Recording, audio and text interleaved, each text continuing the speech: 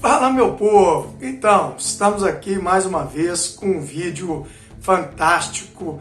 Dessa vez eu vou falar daquela que foi, em minha opinião, a maior aventura humana de todos os tempos. A primeira circunnavegação do planeta Terra, na esquadra ali, capitaneada pelo português Fernão de Magalhães. Serão dois vídeos, porque o assunto ele é bem grande, bem intenso, senão ficaria um vídeo grande demais, mas enfim.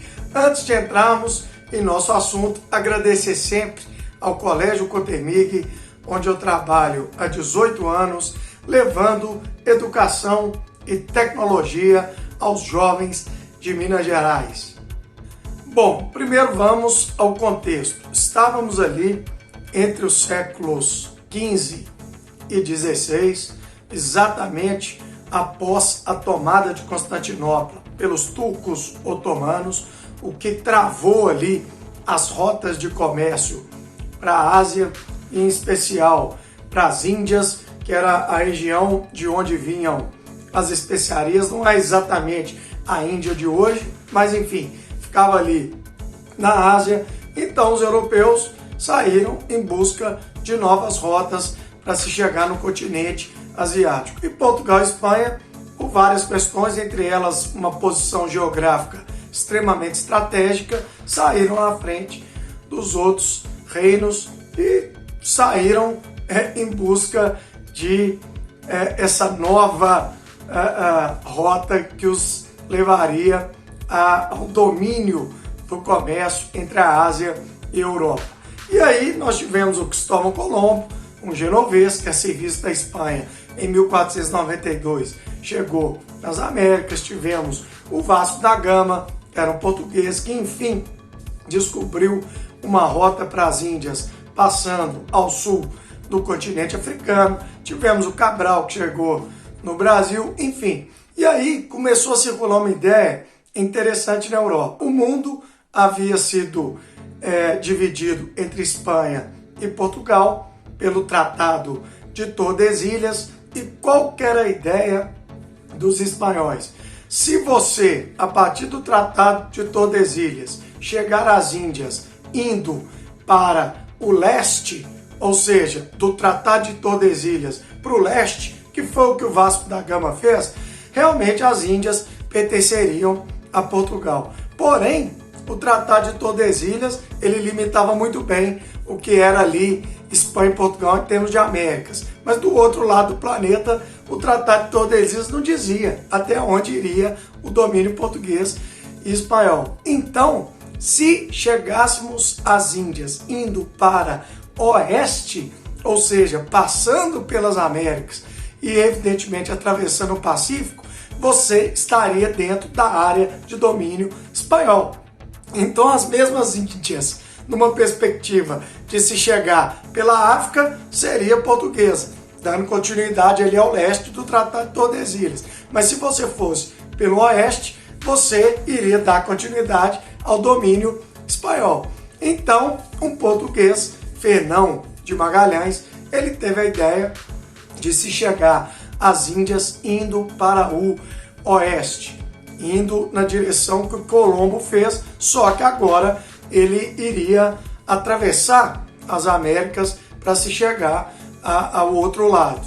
E como Portugal não quis bancar a aventura, a Espanha bancou. Então foi um português a serviço da Espanha que fez a primeira circunnavegação do planeta.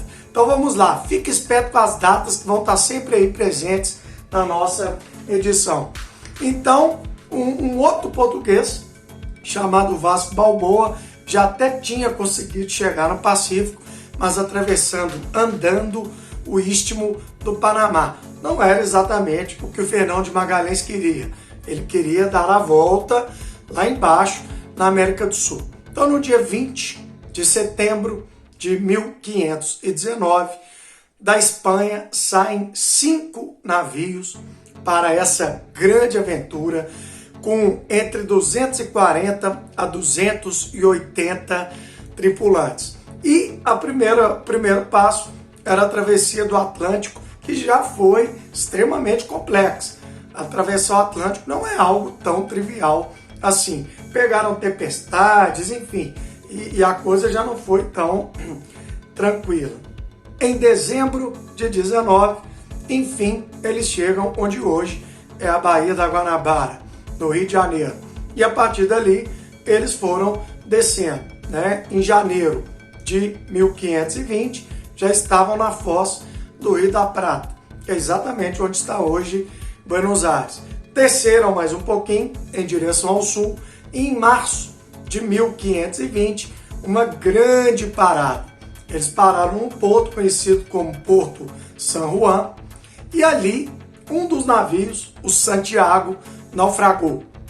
Então, dos 5 navios, só ficaram 4. E uma série de problemas, né, aconteciam simultaneamente, inclusive um motim com vários tripulantes acreditando que não existiria passagem ao sul em direção ao Pacífico. Então tivemos pessoas presas, pessoas mortas e esquartejadas. E aí o Fernão de Magalhães resolveu parar por 6 meses, porque naquele ponto a temperatura já estava muito fria, né? Então ele estava esperando ali um momento melhor. Nós estávamos ali em março, abril, né, nos aproximando ali do que é junho, julho, que é o inverno do hemisfério sul. Então a expedição parou por 6 meses, aguardando um momento mais quente para que os barcos pudessem voltar a navegar.